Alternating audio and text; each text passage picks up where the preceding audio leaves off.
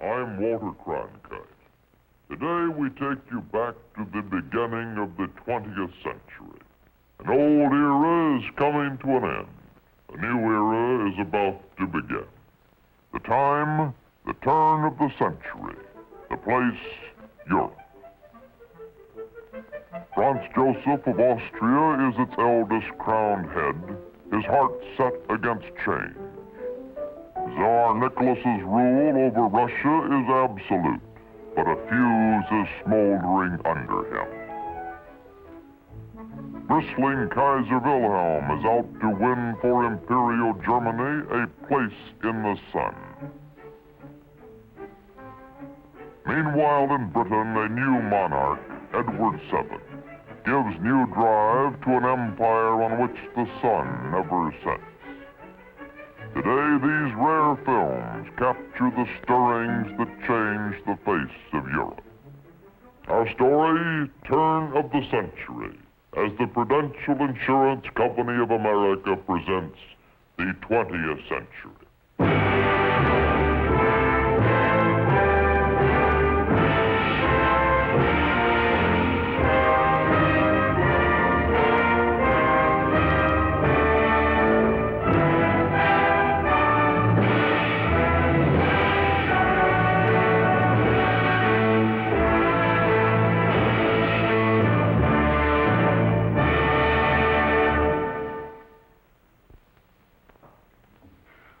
Larry, Alice tells me that she and George have a Prudential family policy. Great, Madge. With one premium that covers George, Alice, and all the kids. All the kids, they only have one. But it covers all new arrivals as soon as they're 15 days old. Shouldn't we get a Prudential family policy, too? We got one. Oh, Larry, you let me go through that whole story. So the people out there can hear it. See you, Prudential agent. See your Prudential agent.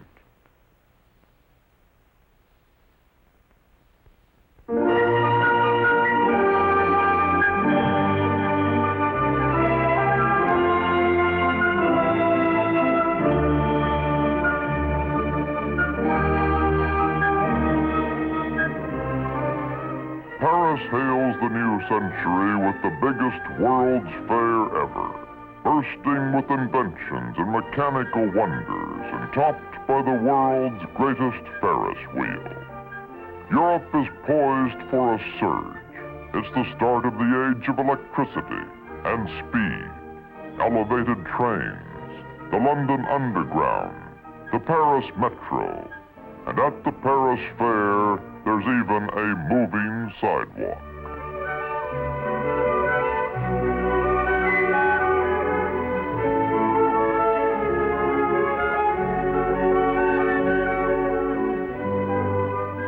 Above the Paris skyline soars the new Eiffel Tower, a triumph of engineering that is acclaimed as a wonder of the world, though some holdbacks denounce it as monstrous, useless, a Tower of Babel.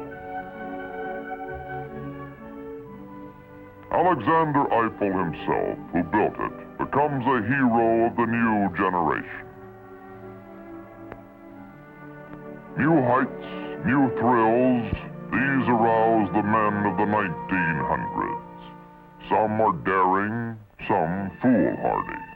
One Frenchman, a tailor by profession, is so impatient to fly that he decides to take off from high in the Eiffel Tower with wings like those of a bat.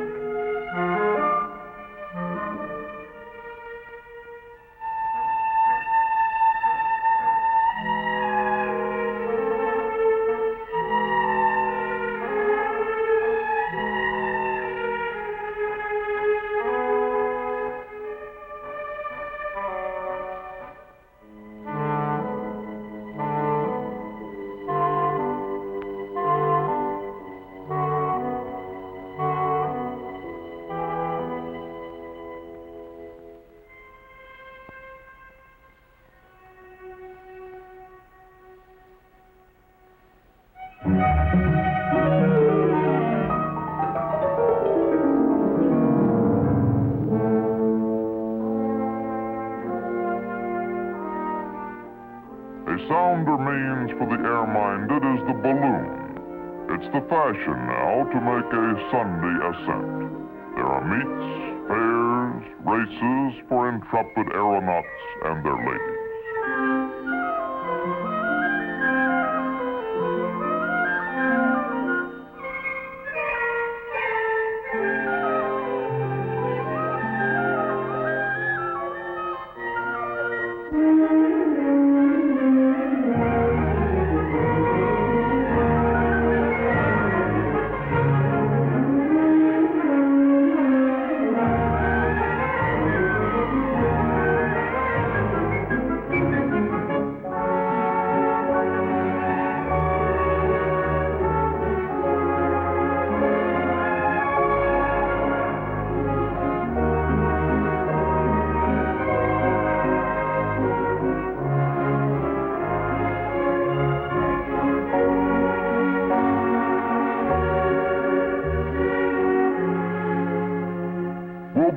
Comes to France to demonstrate his flying machine and makes a sensation. In England, a prophet remarks, Wilbur Wright is in possession of a power which controls the fate of nations.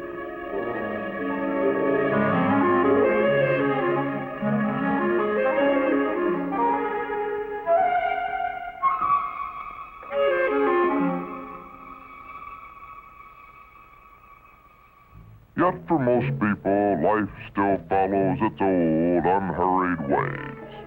Carriages built in Queen Victoria's prime still rattle along the avenues. The automobile is only on the horizon.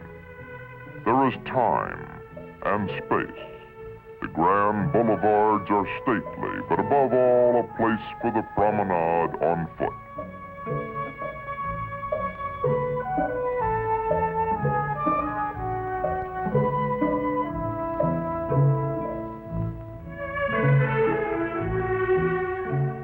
Of life is placid, orderly, comfortable. A well-fed generation raised under the aging grandmother of Europe, Queen Victoria, reflects her optimism, her virtues, and her dress.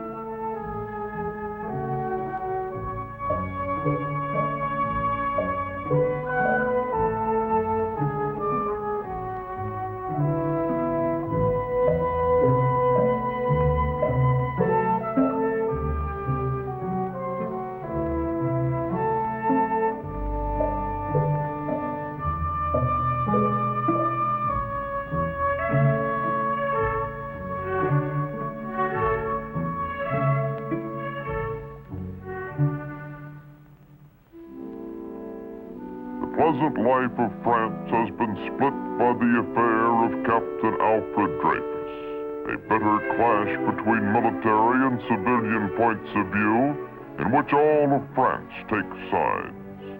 Madame Dreyfus leaves her husband's prison. The man following is Émile Zola, the renowned novelist who has come to the support of the captain unjustly convicted of espionage.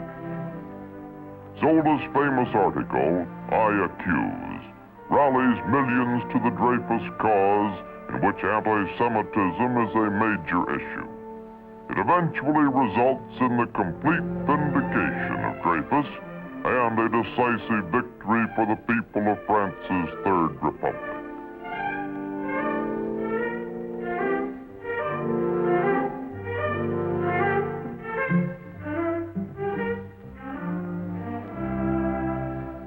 Meanwhile, across the Channel, the revered Queen Victoria is dead.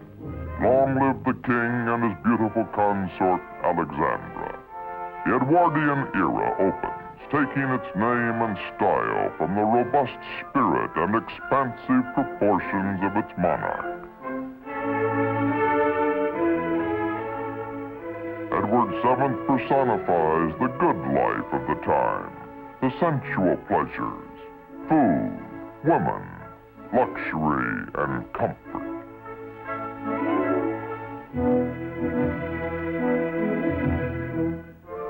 Kaiser Wilhelm gives his Germany a different, more strident spirit. Yet all differences are still in the family, literally. The Kaiser is Queen Victoria's grandson. Dear boy Willie, she called him.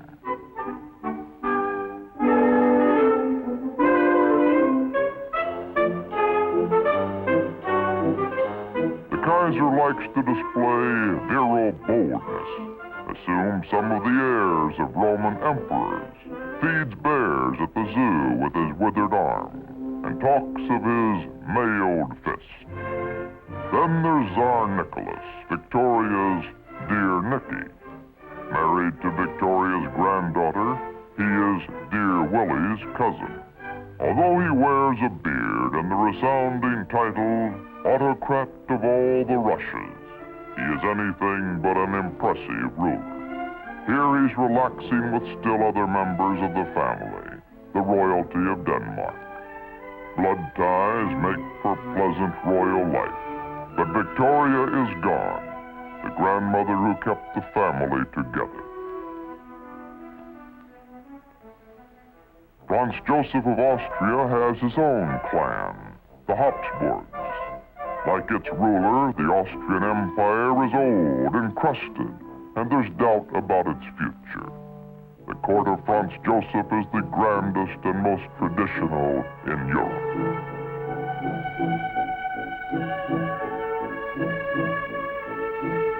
Young officers dress up in their peacetime gilded regalia and look like student princes. There's still time and space in Europe for the old romantic mood.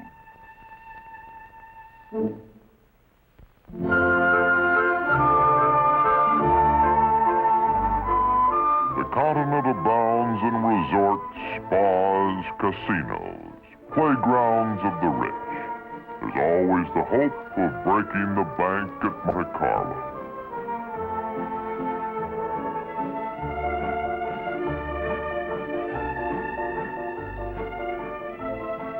Europe discovers the out-of-doors. Famed beaches beckon. Ostend, Deauville, Biarritz. Escape to the sun. It's now proper to undress and take to the sea.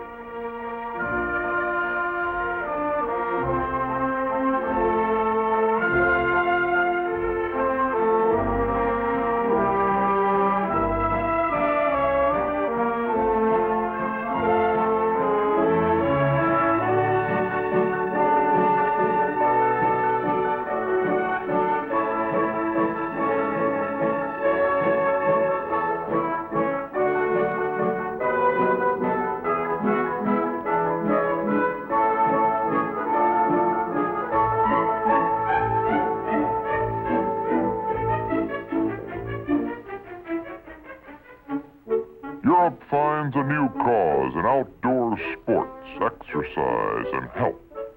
The body emerges from its Victorian wraps. Some are shocked at so much revelation of the human shape. What of our morals? Will our people become pagan next? Yet a great unlimbering is in process, and many think it time to toughen up for what a famous American, Theodore Roosevelt, calls the strenuous life.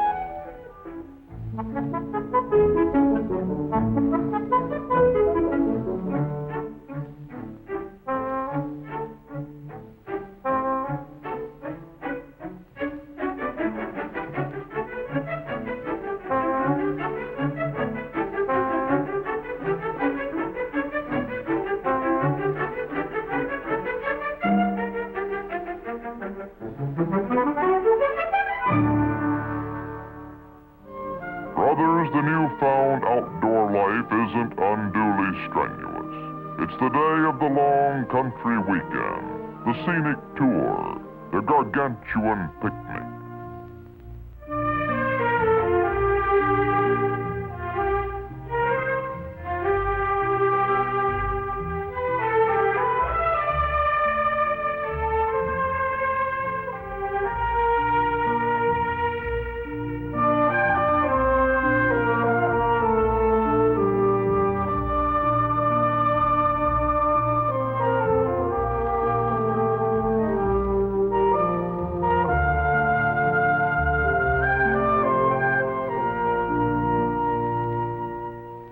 none expresses the new love of nature more joyfully than Claude Monet, the French Impressionist painter. In youth he was called a mere maker of blobs. Now he is beloved for his studies of field and river. Art lovers also admire Auguste Renoir, another great Impressionist painter whom they once despised. And in their turn, there are newer, bolder schools of art, fighting for recognition. Cubists, futurists, expressionists.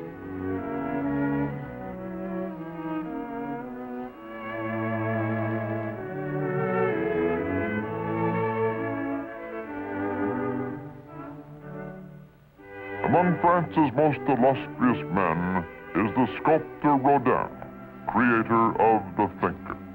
Each year, the world becomes more aware of a brilliant renaissance of French art.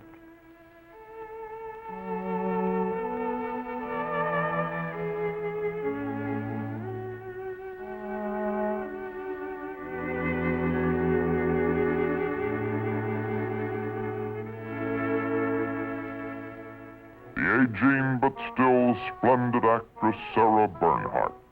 These are classic times in the Paris theater, too. Monet Sully, a reigning star at the Comédie Française, is famous for his Hamlet.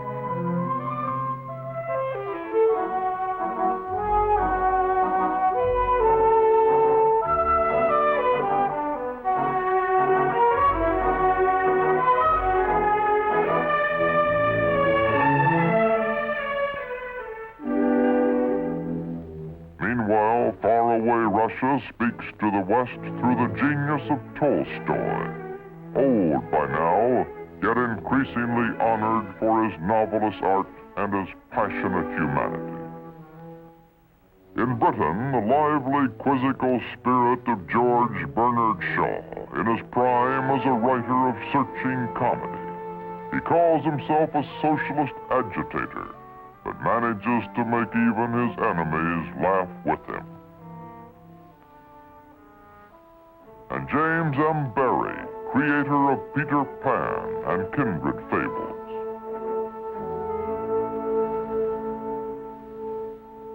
All the world's a stage, and Europe's footlights were never brighter.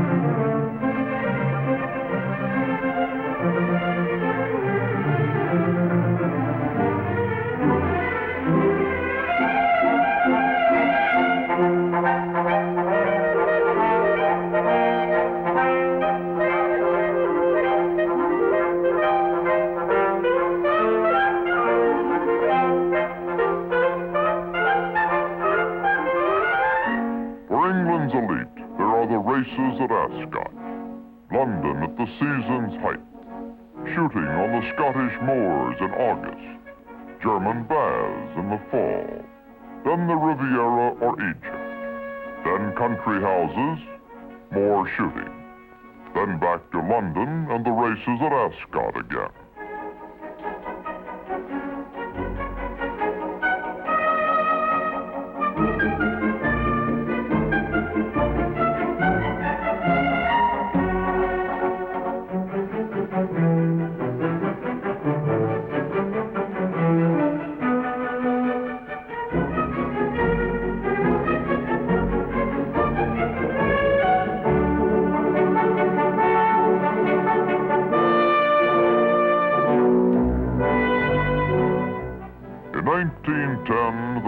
venerable black ascot. The elite arrive wearing black, for their idol, King Edward VII, is dead. His loss casts a shadow, but the elegant play goes on.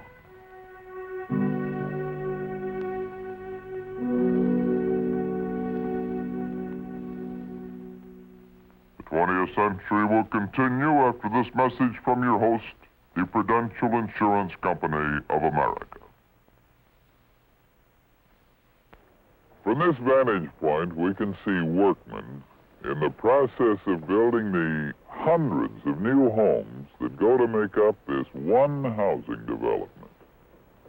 And yet, all this is only a drop in the bucket, especially when compared to the record-breaking number of American families who will be moving into their dream house sometime this year. Soon all the hopes and plans will start to come true, and each family will find a very special meaning in a house that makes it their home. But stop for a moment and think. A family, any family, can lose it all if they're faced with the loss of their breadwinner. Now, there is a way to make certain that your family will always have the home they love. And that can be accomplished with a Prudential mortgage plan. This plan guarantees that should something happen to you, money to pay the mortgage will be provided by the Prudential. For this reason, many new homeowners are turning to Prudential at the very outset, almost while their homes are still in the blueprint stage. So if you're planning to buy or build, or if you're already a homeowner, now is the time to consider a Prudential mortgage plan. For just as no house is complete without a roof, your home will not be complete until you have a Prudential mortgage plan. For this kind of 20th century protection, see your Prudential agent. Long live the King and Queen, George V and Mary of Britain. Some say the new king resembles his Russian cousin Nicholas, but only in appearance. The new ruler is quiet but salty, trained as a naval officer. Britain's vast domain now ranges around the world. This little island has built the globe's greatest empire. Vast spaces divide it, but great fleets of ships hold it together. Now Britain readies her biggest and finest passenger liner yet, the Titanic, symbol of her commerce and leadership across the oceans. Every conceivable improvement has been built into the ship. On April 10th, 1912, she sets out on her maiden trip with a brilliant passenger list. British pride rides with her.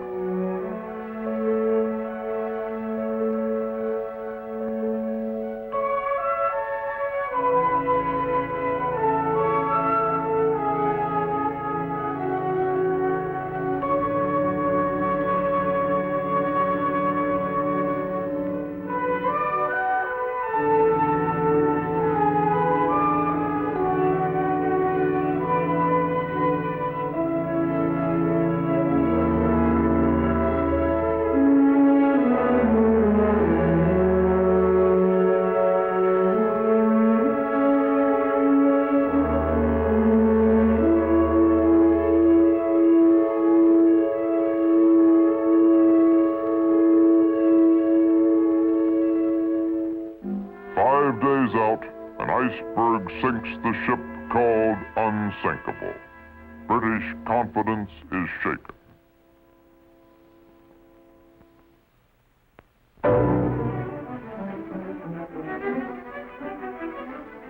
For many, these are the best of times, yet for others they seem the worst. The rich have grown very rich, but great numbers have been left behind. Low wages, harsh working conditions, few social services, these breed agitation, strikes, turmoil.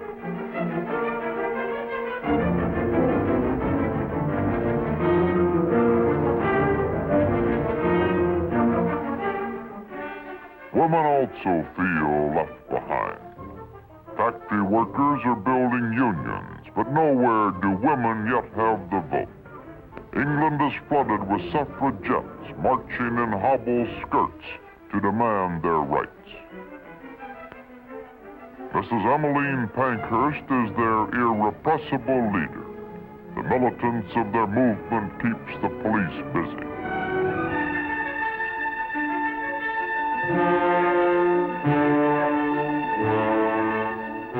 Mrs. Pankhurst marches on Buckingham Palace and is arrested. To many, the suffragettes seem to threaten the orderly structure of society.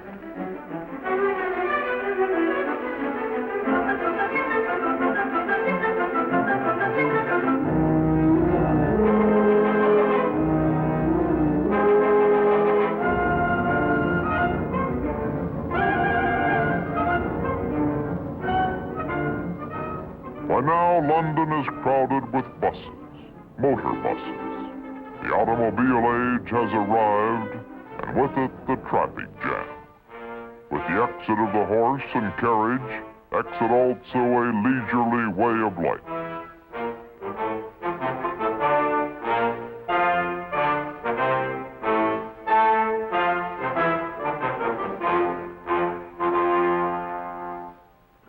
A new force of another sort is rising restive Germany. Just before 1900, the Kaiser's chancellor prophesied, in the coming century, the German people will be either hammer or anvil. Now they are busy building weapons. Germany is eager for new trade, power, prestige. Britannia rules the waves, but Wilhelm is out to rival it.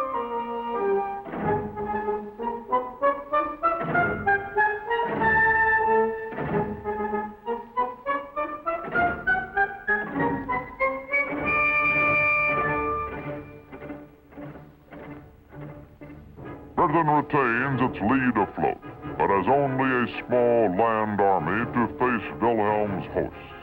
The king's cavalry go out on maneuvers.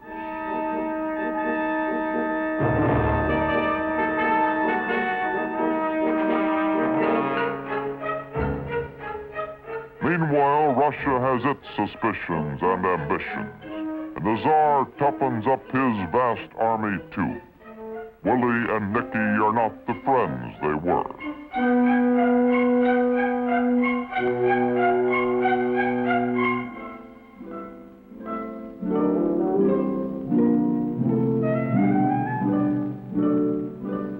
While armies parade, the youngest captains reflect the rising tensions in their play.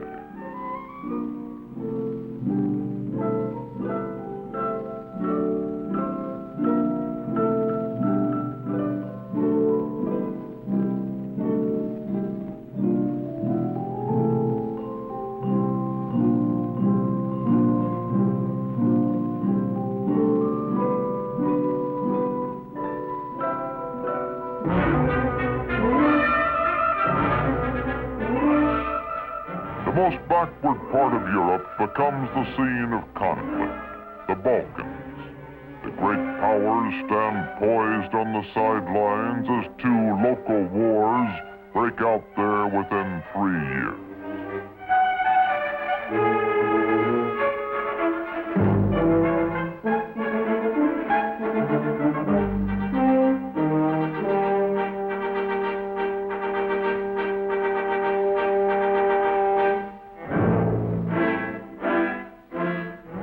Joseph fears still another Balkan eruption and waits to confer with his powerful ally from Berlin. Both emperors have built huge hosts to throw against any enemy, but the opposing Russia and France have built their armies too, and Britain has her fleet. Any spark now could set the world ablaze.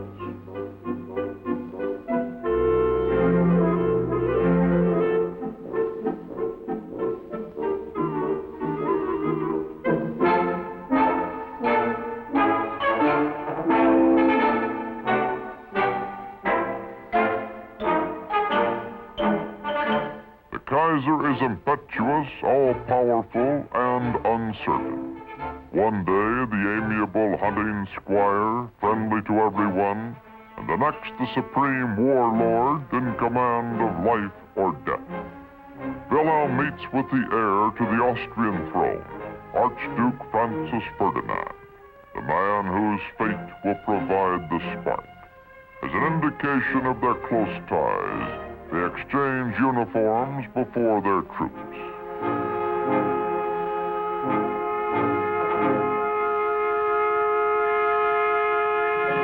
The Archduke is assassinated at Sarajevo.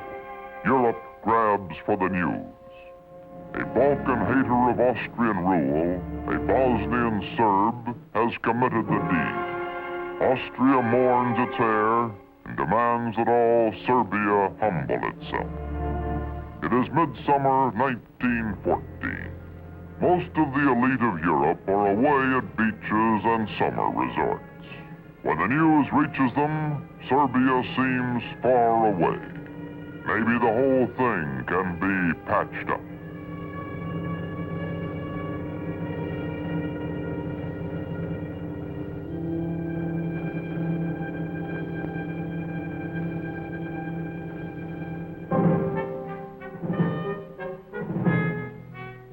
But in Russia, there are ominous movements. Russia isn't going to have a Balkan nation trodden down by neighboring Austria. The army is mobilized against Austria. For all the soldiers know, as they join the colors, they may find themselves fighting Germany too.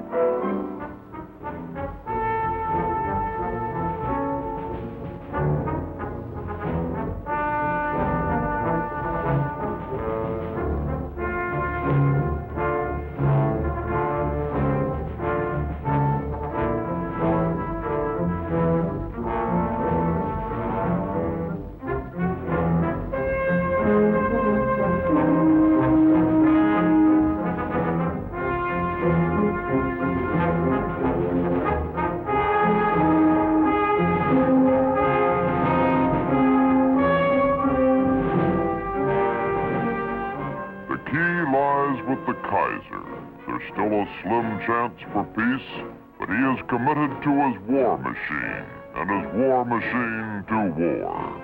So he orders his armies to march, and all Europe marches. The Great War has begun.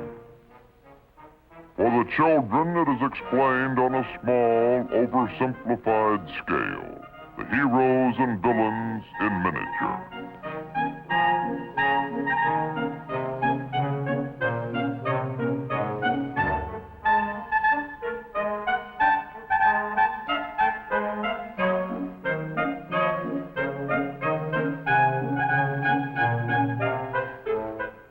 Breakup of families, assembly areas, identification cards, passes, numbers, evacuation.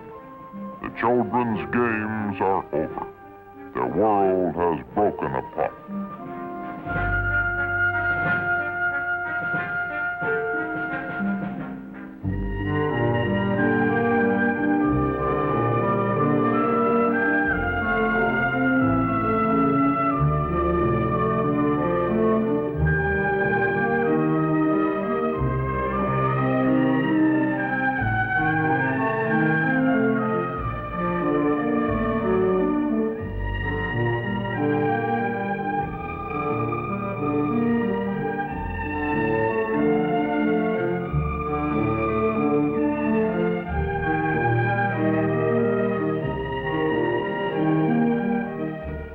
Of destiny command, and a generation of men goes off to war, leaving their kin and a whole way of life behind. With their sacrifice, the brave new era of Europe that promised so much in the days of their youth now comes to an untimely end.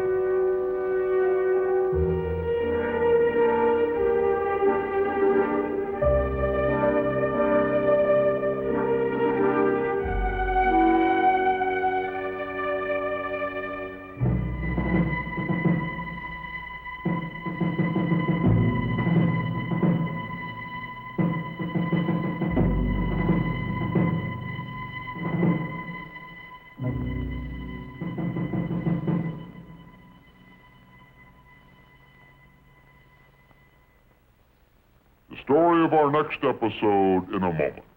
And now a message from your host, the Prudential Insurance Company of America. The modern American woman. No matter what she does, no matter where she works, how she spends her leisure time, the modern American woman. Here's important news for her from the Prudential. A new policy designed for women only. The Woman's Exclusive. The Woman's Exclusive is a modern plan. It meets the financial needs of the modern American woman. This new Prudential plan provides low-cost insurance protection while it builds cash values for your retirement. It's the newest addition to Prudential's growing number of insurance plans for 20th century Americans. To find out more about the Woman's Exclusive, see your Prudential agent. Next week at this time, the Prudential will present another episode in this television record of our time. From Churchill to Mussolini to Gandhi. From the crisis at Munich to the Battle of the Bulge to the X-15. From Japan's changing face to Paris in the 20s. This is Walter Cronkite reporting for the 20th century.